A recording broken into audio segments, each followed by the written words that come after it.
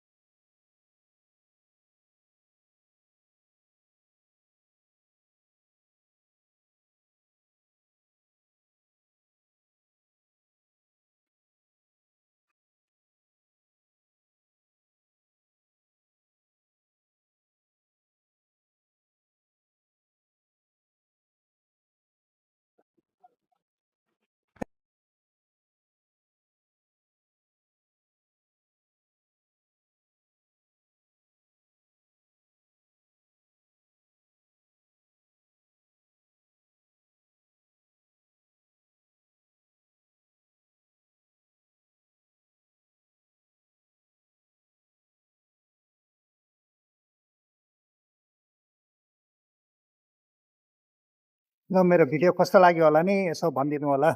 ल, धन्यवाद।